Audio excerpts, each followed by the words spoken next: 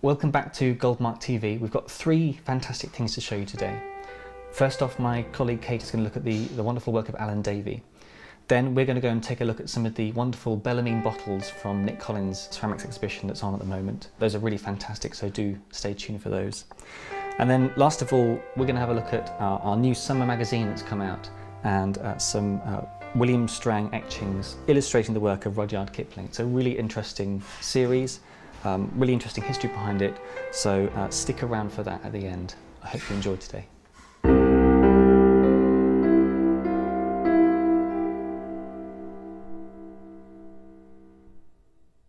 Alan Davie was born in 1920 in Grangemouth. He was one of those artists who was lucky enough to have a dad who was also a painter and an etcher. Alan's talents showed very early, and at 17 he went to art college in Edinburgh. Whilst I've been reading about Alan Davie, his work as a painter, as a printmaker, there's two words that keep popping up. One of those is intuition and the other one is improvisation. Whether he's drawing or painting or printmaking, the approach is the same. Intuitive and improvised. The different practices that he uses, painting, printing, drawing, they all feed off each other. And he can start working on a painting and something will throw itself up in that painting and he'll think, I can work into a lithography or a screen print or a drawing, and vice versa. From drawings have come great paintings.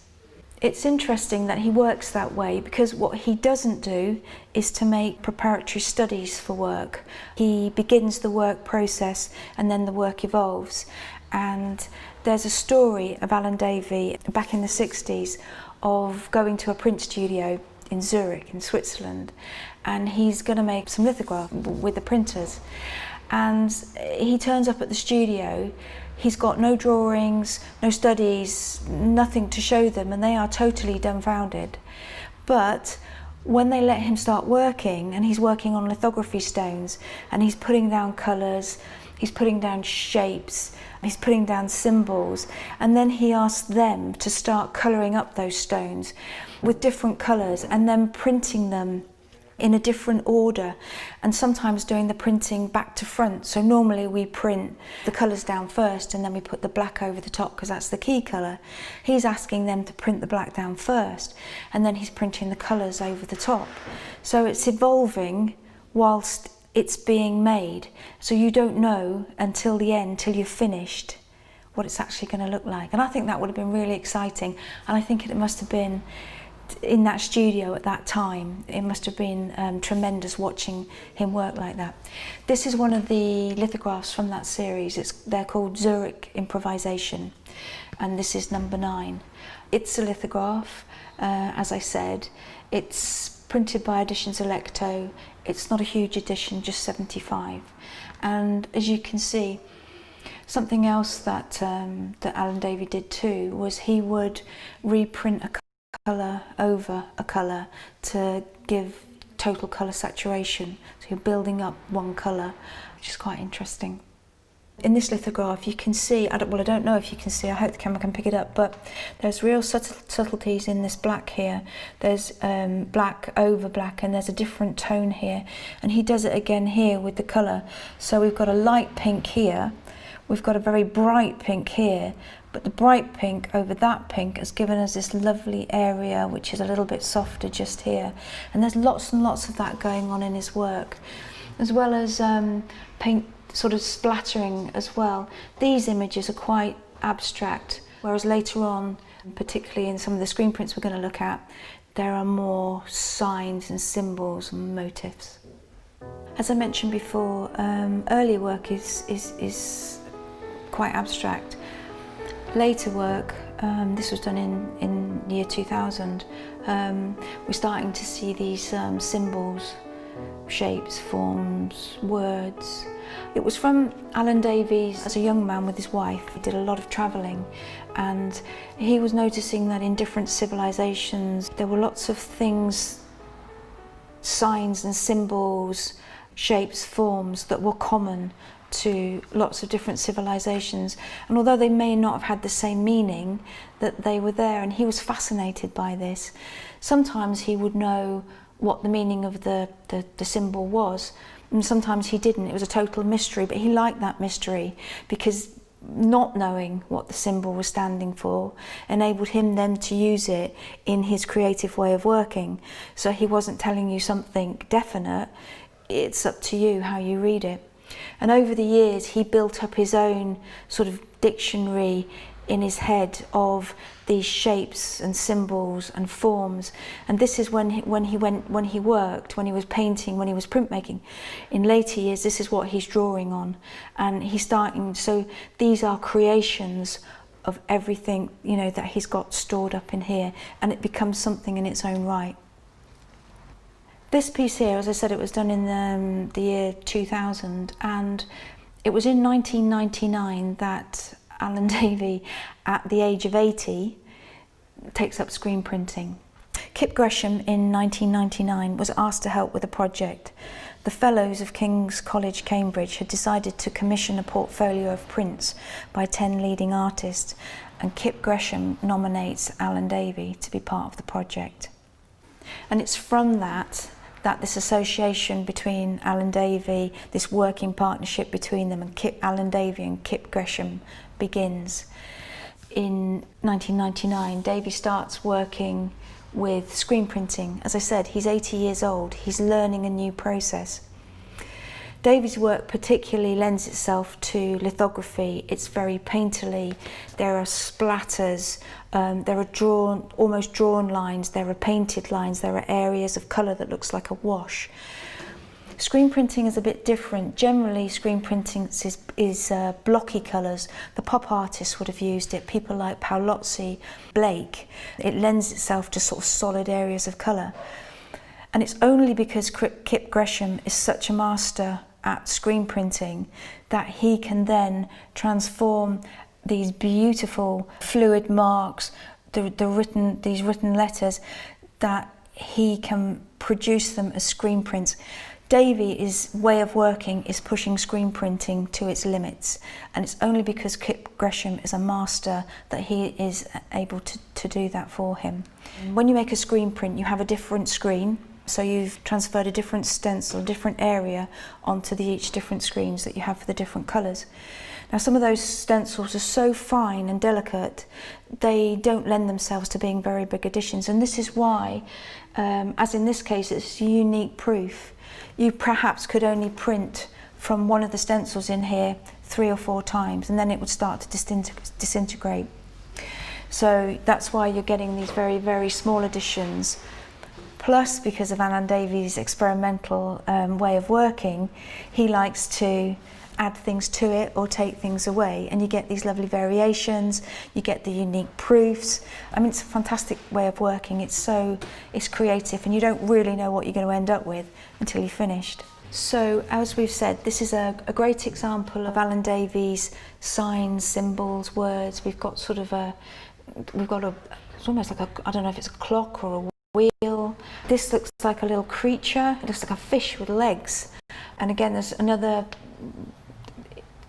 I don't know, rainbow, stones, I don't know. This is a variation, and if we look at the piece of work behind me, this uses the same motifs, imagery, but it's printed in a totally different colourway. So there we've got a very painterly background with that lovely mix of greens and reds and yellows. Here it's much more solid. We've got this bright blue area. This here is a later piece, it's 2005, and again it's another printmaking process, but this time it's a woodcut. So what we have here is the black is the woodcut, so that's all been cut out of the wood. All the colour is hand colouring. Now this is one image from a set of 10 woodcuts, and he's produced that set of 10 in an edition. But in the edition, each of the 10 have different hand colouring in one edition, one of the numbers from the edition to another number from that edition. So in a way, they're all unique because of the hand colouring, which is really beautiful, actually, if you have a closer look here. And within that hand colouring, he's even putting more, you've got little shapes and symbols again, sort of popping out. I think by now you'll appreciate I'm quite a big fan of the abstract painters, the printmakers, the ones that, like Rothenstein, like Clave, like Alan Davie, that mix up the mediums, that don't always have a fixed idea in mind, who want to experiment, who want to explore, who want to push the boundaries of something. I really like Alan Davie's work. And many, many, many years ago, when I first started working here, I remember sitting down for lunch and the person sitting next to me was Alan Davie. Welcome back upstairs to our Nic Collins exhibition. Today we're going to have a look at the Bellarmine bottles that are in this exhibition. They're one of my favourite forms that Nic likes to work with. We showcased a couple of them when we did our walkthrough, but I thought this would be a nice opportunity to look at them in a bit more detail and show you some of the different bottles that we've had in the show that you might not have seen in that film. Bellarmine bottles have a really rich ceramic history. They date back to the sort of 16th, 17th centuries, and they were made often in Germany and the Netherlands. They were often salt glazed, and they were referred to primarily as Bartman jugs. That translates as bearded man, and that's because originally, on this lovely, big sort of proud form, you would have an applied image of a bearded man here in sort of very stylized, made up in the clay. They were used primarily for storing and transporting liquids. So what you would have is, you might have your cider or your beer or some wine maybe in a big barrel, and you'd take along one of these bottles and take some beer or some wine from the barrel, from the tap, and then you'd plug it up with a cork, and that could be used to take liquids around in a tavern or transport them across the country. So they became very important ceramic vessels, very important to the economy of these European countries, and they were traded and used widely. There's also a little history that from where the name Bellarmine comes from. We think this is probably in reference to a cardinal in the Catholic Church called Roberto Bellarmino. He was a staunch defender of the Catholic Church, a counter-reformist, and he was particularly abstemious. He didn't like alcohol. And it's thought that maybe the name came from the Dutch and the German and English Protestants who didn't particularly like Bellarmino. They noticed that the bearded face on the front of their Bellarmine bottles looked a bit like the cardinal. So they, that we think, might have called these Bellarmine jugs as a kind of a way of thumbing their nose at the anti-alcohol cardinal. So why would Nic Collins and many other potters in his generation and before him be making Bellarmine bottles? I mean, we don't still have wine, beer and cider on tap, though I imagine actually Nic is probably one of the few guys who I can imagine having a couple of big barrels of cider at his pottery. I think there's a couple of reasons for that. It ties Nic to a tradition of ceramics, to a lineage, an idea that what he's doing is not just working in a vacuum. No artist is really working entirely free of their context. That he's taking something that's well established, that's familiar to people, and he's using it as a base to explore and experiment and really challenge what he can get from his kiln. Which is really the core philosophy of what Nic does, is trying to find new ways, new surfaces and textures, new ways of doing things in wood firing that haven't really been trialled before. I think also it's a really wonderful form that has a kind of a lovely, complete sense to it, because it's been tapered up quite narrowly here. It has this lovely narrow neck where you'd have your cork in at the top.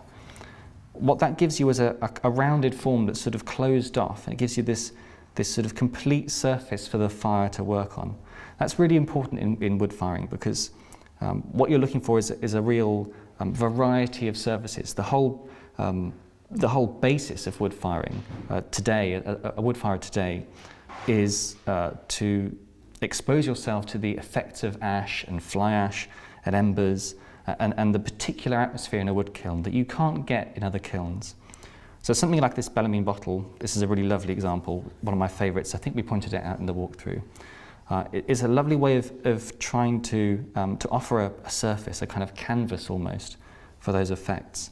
One that, because it's closed off like this, gives you the sort of the whole globe, the whole world of wood firing in this single form. I like as well how it plays off the sort of asymmetry that you get in wood firing. Because of the way that the flame moves around a pot, you often get different surfaces, different sides, different faces. Nothing is uniform in a wood firing. And this little handle up here sort of lends itself to that. It gives you this beautiful symmetrical form and then just offsets it, and that sort of lends itself to the differences that you're going to get on your different faces in these pots. This is a really lovely example. It's had a Chino glaze applied to it, which is sort of been changed by this wonderful ash that's accumulated on it. So you can see this beautiful big sort of lush peach colour from the Chino here, in this sort of this heavy reduction that a lot of these bottles a lot of Nic's pots are subjected to.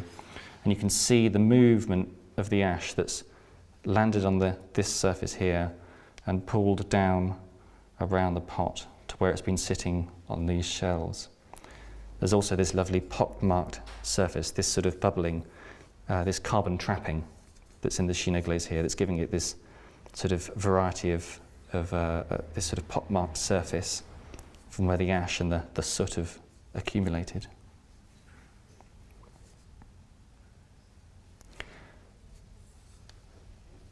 Even within just this fairly simple, straightforward form, there are lots of different variables, as there are in any form in ceramics, which is really the joy of working with pots. So if you compare this pot to this one over here that I've got, this is a much wider neck, and something that we've seen Nic do a couple of times. You've got a slightly higher shoulder here as well. It's sort of less sort of fully rounded all the way around, and this is more delineated here around the neck, where this has been worked into this wider neck here at the top. This gives it a slightly sort of less complete look, a less sort of perfectly finished look. It's got a slightly rougher sense to it. And between these two bottles, I think that gets to the heart of Nic's pottery, that sort of occupies that space between the sort of the rough and the rugged and the rustic, and actually being a really refined potter, looking for a very particular feeling in his pots. These Bellarmine bottles really work at all kinds of scales. So we've got a small one here that Nic's made, slightly smaller than the ones I just showed you, with a sort of similar proportions, this lovely tapered neck here at the top. This one again has had a Chino glaze, and you can see how rich the colour is in this sort of the very heavy, reductive atmosphere that a lot of these pots are subjected to. One that really pulls out the iron in the clay. You can see a few of these iron spots, these little dark spots around here. This one's got a lovely, in place of where you'd have your bearded man, it's got a lovely beard of molten ash here that's gone sort of almost white, and beautiful light and sort of sagey greens here around the edge as well. But Nic has also made some very big Bellarmine bottles, and they're some of his best large sculptural forms, I think. There's something about this lovely rounded shape, this sort of almost spherical at its widest point. Something about that really lends itself to the surface of wood firing, and you get that lovely rounded edge that the ash can move around, that it can sort of, you can utilise that fluidity that natural ash has. And that sort of, when they're at larger scale, those shoulders, the big bellies, that can sort of act as shelves as well to the embers, particularly if they're near a stoking hole or closer to the firebox. You can get lots of that sort of whirling atmosphere in the wood kiln, finds a surface that it can really work on. That's what I think Nic really likes about some of these larger Bellarmine bottles. Although there isn't the same applied decoration to Nic's Bellarmine bottles as you get on those Bartman jugs, that wonderful bearded profile that goes down the front, which became ever more grotesque as it was explored as a decoration, and which sort of reflected the Bellarmine bottles' use as a way of warding off witches and witchcraft as well, sort of later into the 17th century. But there is some applied decoration on this lovely bottle here that Nic's made, these little sprigs of clay that have sort of made this design. This one is unusual among these other smaller bottles in that it's got a celadon glaze, not a Chino glaze. Nic Celadon has this really lovely warmth to it. It's a glaze that can sort of have a very cool feeling to it, but on Nic's pots it's got this sort of a slight olivey colour, which makes it really attractive on these wood-fired pots, which is probably helped by the wood ash in the kiln. You can see some of the colour change that's happened on it around here. This beautiful light blue colour, which is totally different from any of the other sort of natural colours in this pot. The sort of the oranges and some of the dark greys from reduction, some of the sort of mottled browns and greens from the natural ash that's accumulated on it. Of course, the other benefit of these little applied bits of decoration is that they offer surfaces around which the natural ash can glaze and pool. So you can see they've all got this sort of slightly darker shadow around them, where this glaze, this natural ash, has been able to pool and glass. It's a rather nice sort of quite straightforward way of just dividing this big blank space up and giving it some difference, some vitality. A nice little variation on the theme from Nic there. I hope you've enjoyed seeing some of these Bellarmine bottles today. I think they're a really rich form in Nic's vocabulary. There's a number still available here, as you've seen from this show. Do please come and try and see them in person if you can. They're wonderful to hold, wonderful to handle. I think they'd make a really lovely sort of sculptural addition to anybody's home. Really, they can be used as vases, but on their own, there's so much going on there in the surfaces, in the variety of the ash and the glazes. So do please take a look on our website and get in touch if you want some more photos of these bottles. You might have been lucky enough to have received a copy of our new summer magazine recently on your doorstep, and if not, do get in touch and get a copy. This is a quarterly magazine that we run at the Goldmark. Every season, a new collection of the things that really interested us that we've been dealing with recently, a series of articles by multiple writers. I thought I'd feature one thing in particular from this quarter's magazine, and that's these fantastic etchings by William Strang, illustrating some of the short stories of Rudyard Kipling. There's a really lovely portrait of him here, which we'll return to later. I thought we would look at the Strang etchings because this is a really interesting insight into two completely different people. And it's particularly interesting at this time when Britain is kind of reconciling itself with its past injustices and its history as an imperial nation, as an oppressive one. Rudyard Kipling has, for a lot of people, become a kind of figurehead for that. He is the poet of empire. So it's really interesting in this collection to see someone like William Strang, who was an artist of a completely different background, working class, quite profoundly socialist, tackling the subject matter of the sort of representative of the British Empire. It also, I think, will show some of the nuances to Kipling's writing and some of the ways in which looking at work like this can be really insightful in the ways that it illuminates how people within the empire kind of deceived themselves about this sort of grand civilizing project. So I hope you enjoy looking through this today. This is a portfolio of 30 etchings, published in 1901. So this was really sort of the height of Kipling's popularity as a writer, probably one of the most popular writers in English of his generation at this time. It was limited to an edition of 100, as you can see here, and these were illustrations about a number of different short stories that Kipling had already published in the sort of 10, 15 years previous to this.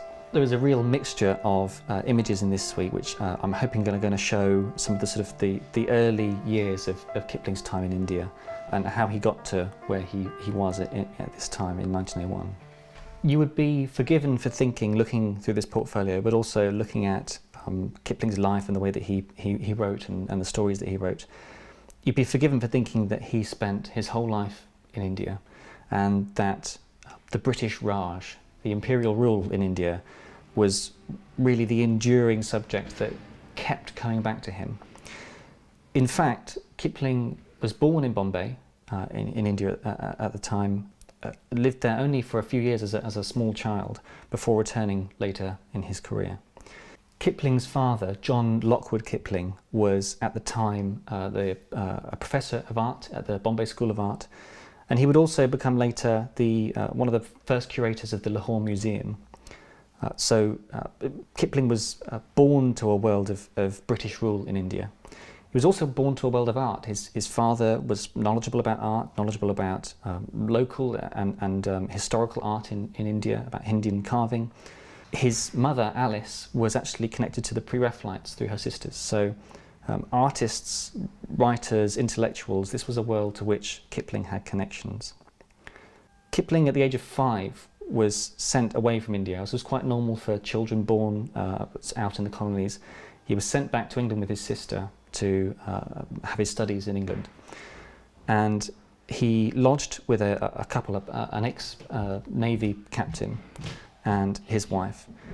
And this was a profoundly difficult time for him. There was a very strict, God-fearing household.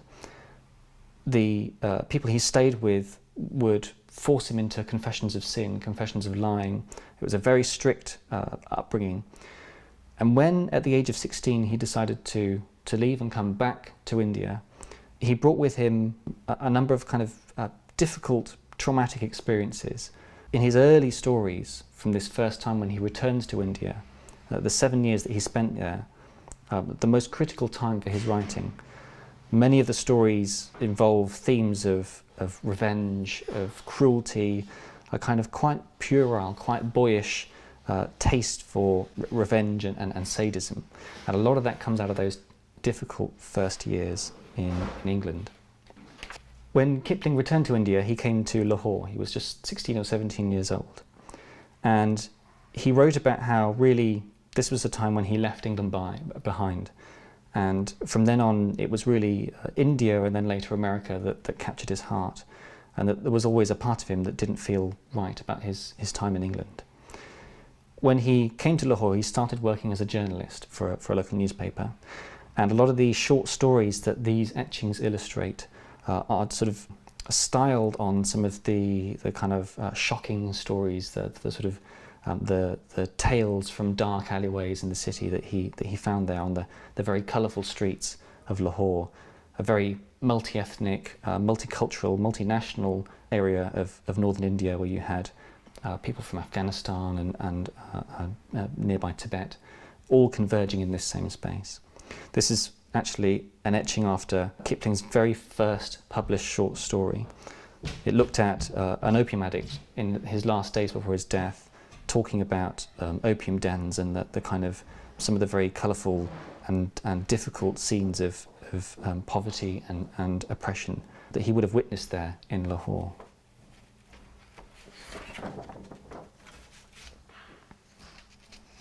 A lot of the stories that Kipling wrote from this time, a lot of these short stories that were collected and serialized or published in little collections, they drew on his experience as a journalist and that kind of searching for exciting tidbits of information. A lot of them are mythical and fantastical and sort of absurd. They are horror stories or fantasy stories.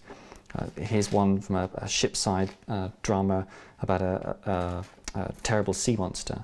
You can see William Strang has really worked hard to get a really strange impression of the monster here from this sort of deckside scene. But a lot of the stories are very macabre, and there are certain recurring characters that were important in Kipling's literary career. Here's one with the detective Strickland. He was a local stationed British constable who has a kind of intuitive connection with the local Indian populace. And he sort of looks up a number of the strange stories that are around the area. There's another with Strickland. This is one of the stories that marks the very strange obsession with cruelty and violence and kind of the occult, part of Kipling's quite sort of perverse idea of India at the time. So this is a story about a desecration in a temple. One of 3 locals, including Strickland, desecrates one of the local Hindu temples, and a curse is put on him by one of the leper priests there.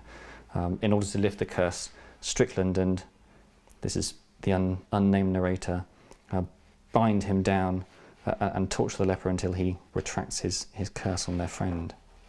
India was a really wild place in Kipling's eyes. It was a place that needed, in his opinion, the civilizing project of the British Empire. It needed the imposition of hierarchy, of troops and officials to run the place. But there's always a sort of strange strain in his stories about the uncontrollable nature of this place, and a kind of unspoken sense of maybe what the British Empire were there doing was never going to be quite effective. This is one of the more macabre stories. This is Bertrand and Bimy. It's a tale of a French naturalist who befriends an orangutan, who sort of lunches with him, dines with him, smokes cigars with him. When Bertrand takes a wife, Bimy gets very jealous, and Bertrand ignores him. So Bimy, the orangutan, tears his wife limb from limb, and when Bertrand discovers this sort of horrible act, he and the orangutan fight and they kill each other. This sort of illustrates the quite sort of boyish sort of shock and awe of these stories that were really designed to titillate. They were designed to give a sense of the exotic and the danger of colonial spaces, and also to sort of capture people's attention with these very sort of schlocky stories. And a lot of them are very varied in how they've been received, particularly recently. One of the more celebrated is The Man Who Would Be King. That's one that's illustrated here. In fact, there are 2 illustrations from this series on this story. One of them has sold, so we've just got this one left. This is a tale of 2 travellers around the sort of the Afghan, Indian, Pakistan border at the time, and it was based on a real story. These 2 travellers decide that they're going to go up into the mountains and befriend the locals, and they're going to ingratiate themselves and try and become rulers of a new kingdom. This they do. They go and they manage to somehow convince the local populace that they are gods. This is all going fine, and they're starting to build a new nation together, when one of the locals, one of the travellers rather, takes a wife by force, and she panics and she bites him in the arm, and the blood from his wound reveals that these are not gods, these are just ordinary men. And the locals turn on them, they kill his companion, throw him off a bridge, and they crucify the surviving member against 2 trees.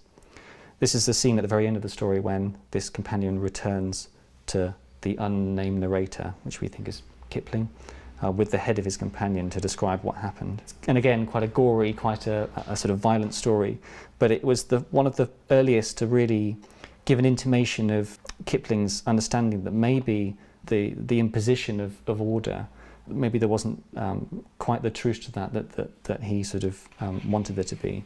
That this sort of jingoistic idea of the British Empire being a force for good, for controlling and civilizing these supposedly barbaric peoples, was actually sort of ethically not quite right. Represented in this series are really the good, the bad, and the really bizarrely and weirdly ugly in the early stories from his repertoire that brought him his first fame. The portrait of India and of sort of imperial rule in general that's shown in here is a really strangely varied one. Kipling believed wholeheartedly in the empire, in the goodness of the empire, in the benevolence, the supposed benevolence of British rule. But he also was witness to the dire situation many of the locals were living in, the extreme poverty, the sort of indentured work that people were put to, also the poverty and the muck and the dirt of soldiers living there as well as part of the British regime. There are 2 kind of competing themes in his work, a kind of an obvious affection for and a connection with the sort of underdogs, with the people that were living in the dirt of the streets of Lahore, of the privates in the army, of the local priests that were trying to sort of keep their faith going at a time of very difficult imposition. And then also a strange allegiance, a loyalty to the officers and the administrators of the empire, and you can see that in some of these images. In the aftermath of the First World War, as real imperial fervour started to sort of wane in Britain, Kipling sort of fell out of favour. His flag-waving poetry at its worst was sort of slowly relinquished. And by the time we got to the sort of the 1940s and 50s, there was a real sort of backlash to his work. People like George Orwell found real problems with the way that people were treated, with the overarching vision of what the British Empire was. One of the things that Orwell did find in Kipling's poetry, and in his stories as well though, was a quite realistic idea of what the armies, the British Army, the volunteer armies that were working in India there were like. And that comes across really strongly in these early stories and these prints too. Kipling was born to aristocratic, well-off, wealthy stock, but he quite quickly ingratiated himself with the quite coarse regimental barracks of the administrators there in India, in Lahore, as a journalist, and he got a fairly good idea of the flavour of what military life was like there in India. The hierarchy of the army and the kind of the sense of the class system that's reflected in it as well provided a real structure to Kipling's work. And there are lots of stories about mutineers, about the loyalty of the local Indian troops who were sort of united to the British forces that were there. So, for example, this is based on a story about an Irish insurrectionist within the army who tries to plot a mutiny and is turned on by the locals. You can see that here. In this image, you can also really strongly see in William Strang's illustrations the influence of Goya, of the influence of the disasters of war in particular, but also Goya's other etchings, that kind of macabre sense of these stories, the violence of them, and also of finding a kind of a pathetic fallacy in the qualities of etching, in the dark tones, the dark, rich sort of and mysterious tones of aquatint and etching ink that reflect the tone of the stories. Three privates in particular are recurring characters in Kipling's work. This is one of the sort of more touching stories where they talk about their past lives before they were brought to the war. And while the officers in the British Army are shown to be sort of kindly, efficient, well versed in local customs, the privates are sort of played for comic effect. So this is a story about a young Irish private, Mulvaney, who ends up being mistaken for a sort of a god in a Hindu priest. It's a quite sort of strange, silly story that sort of plays on stereotypes of both Irish recruit, the local populace, about the officials. It's a sort of fairly superficial story, but it's a really beautiful print that Strang has sort of extracted from it, this wonderful movement in the cloth. And this sort of much more sort of cleaned out area for Mulvaney here, in these strange wraps and the dark shadows of the temple around him. Strang was not an unusual artist to be chosen to illustrate these stories. He was a very well-established etcher and illustrator who'd worked on major projects like this before. He obviously knew Kipling well, but he came from a completely different background to Kipling. Strang was born in Scotland. He was part of a family that were linked to the River Clyde and the shipbuilding, the shipwrights there in Dumbarton. And it was at 17 that he managed to convince his parents to let him leave and go and study in London, where he studied at the Slade. He arrived there, I think, in 1875 or 76. It was the same year that Alexandre Legros arrived there, who was a French artist and etcher who was there to teach, not to study. Legros introduced etching to all of his students, and Strang was a real natural in the medium, and he quickly, after his graduation, was taken on as part of the sort of master atelier as an assistant to Legros. Strang would eventually end up calling London his home. He would establish his own atelier there, his own studio there. But like Legros, he drew on his background, his background as a working class man very much. And he drew on the realism of the things that he'd seen as a young man around the docklands and the shipwrights. and put those into his art. There's a real sense of no matter what he's illustrating, whether it was religious scenes, biblical scenes, fantastical, mythical stories, there was always a sense of realism about them. He made hundreds of etchings in his lifetime. He was also a very proficient etcher of portraits, a very proficient portraitist, and that's really how he got his break as a painter too. He'd actually made two portraits of Kipling prior to this. This is the frontispiece, so this would originally have been at the front of this portfolio. He'd made a number of literary portraits, people like Thomas Hardy, Robert Louis Stevenson. So Kipling was not unusual in that respect. But this is a very strange portrait among his, which are normally much clearer, much more cleaner, and usually just restricted to the head and the bust. Here Kipling's shown with these wonderful puppets, the sort of the characters of all of his stories here, the exoticism of the Orient, which he was really trying to bring home to English and American audiences. It kind of shows up, I think, quietly, subversively, shows up some of the sort of the moral and ethical dimensions of Kipling's work. This kind of idea of Punch and Judy in the Punjab, of India being a kind of playground to him and to the empire, with these puppets, these little characters, which he's obviously the puppeteer master of. But I think there's also another reference going on in here.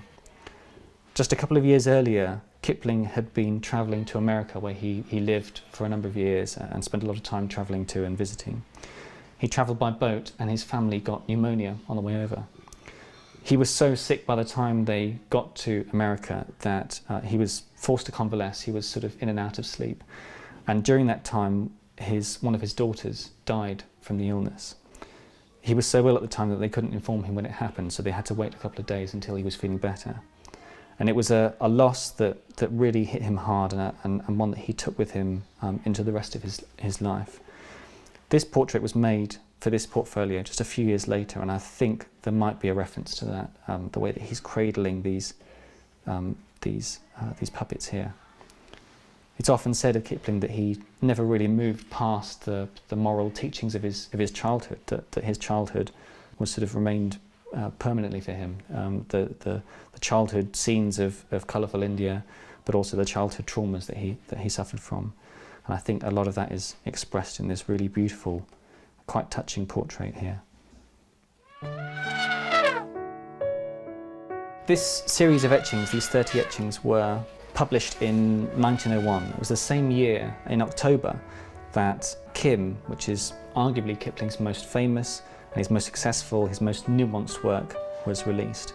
So it might be that this portfolio, these etchings, were put together in the same year as promotion for that story. Kim had been released, it had been sort of serialised in magazines prior to that, but it was going to be published later that year properly. So this might have been a kind of promotional activity for it. Among the many different stories, these strange tales of the dark happenings in India, the strange tales at sea, there are some of the most popular, the stories about the animals in India, which had been so lovingly put together in the Jungle Book. You can see a couple of those here. There's these lovely images of workers with their elephants, very reflective of the kind of labour that people were put to at the time. There are actually images in this book from the Jungle Book and other collections and related stories. So this one actually shows an adult Mowgli who sort of, in this last story, which was actually one of the first that Kipling wrote for Mowgli and sort of had to rework into the story after he'd written the Jungle Book. This shows adult Mowgli emerging from the forest, and he ends up becoming friends with the administrators and marrying a local lady. His sort of emergence from the wild jungle. But this next print is one of my very favourites in the series. This is Little Toomai of the Elephants. It's a story about the son of a worker with the elephants. These are sort of bull elephants that are going off to push over trees to collect other elephants for work. Little Toomai likes to terrify his father by jumping down among the elephants while they're working and lassoing things together and being very hands-on and enthusiastic. His father thinks that he's going to get trampled one day. Little Toomai goes to the man who's running this whole jig, and he says, I'd like to be able to come and see the elephants at the stables and work with them, even though I'm a little boy. And the master says, only when you've seen the elephants dance. In other words, never. But one night with the camp, late in the night, at sort of midnight, Tumai's elephant, Kala Nag, which I think translates to black snake, comes and wakes him up and takes him into a clearing in the jungle where he gets to watch the elephants dancing at night. It's quite a nice, sort of refreshing story among these sort of quite gruesome tales, and a really quite touching one, even if a little fantastical in its depiction of workers in India. It's difficult to know quite what we do with Kipling in the current climate, in our understanding of the British Empire and its history, in the context of statues like that of Edward Colston being pulled down, of Cecil Rhodes, who Kipling knew and went and stayed on his estate, being removed from Oriel College in Oxford. A lot of people have suggested, what do we do with these writings? What do we do with people like Kipling and Joseph Conrad? And I think the answer is to keep reading them, to understand them as products of their own time, to understand them as proponents of a system of hierarchy and oppression and an imperial rule that was wrong, but also to look for the nuance in what they said, to see the nuance in what they wrote about. Between the sort of quite blimpish and sentimental and jingoistic bits of Kipling, there are real gems of nuance. This last image is one of the loveliest, I think, in the suite. It's not quite as dark, not quite as sort of saturated with the ink, a lovely bit of sort of quite pure etching from Strang. And it also illustrates one of the very best of Kipling's stories. This is On the City Wall. It's a tale of real intrigue about the British administrators trying to track down revolutionaries in the city of Lahore. This is a concubine or a prostitute who works at a brothel, and she has visitors who come and use her for a safe space. What this story shows in its sort of political wranglings and its twists and turns is that really control, imposition of control and order, the sort of the rule that British people were looking for, was never really going to work. That they were dealing with a really complex and rich, culturally rich, ethnically rich area, and that trying to impose the sort of the structures of the British Empire, the British Army on this place, was always going to be a failure. It's unusual in that respect among Kipling stories. It's unusual in conceding some of those facts, in exposing some of the lies, some of the difficulties, what British imperial rule really meant. And for that reason, it's one of the most interesting to read. It's also one of the loveliest, I think, in this series, one of the nicest images that Strang made, and one that speaks to his understanding of realistic portrayals of people, and also some of the wonderful influences of past etchers, of Rembrandt, of Goya, of Van Dyck in his work. I hope it's been illuminating to see some of the images in this suite, to get a sort of a sense of the flavour of Kipling at his best and at his worst. And I think this shows in a suite that brings together two very different people in a sort of collaborative effect, how looking through something like this can be really fruitful when we're talking about quite difficult topics for us to confront. I hope you've enjoyed it.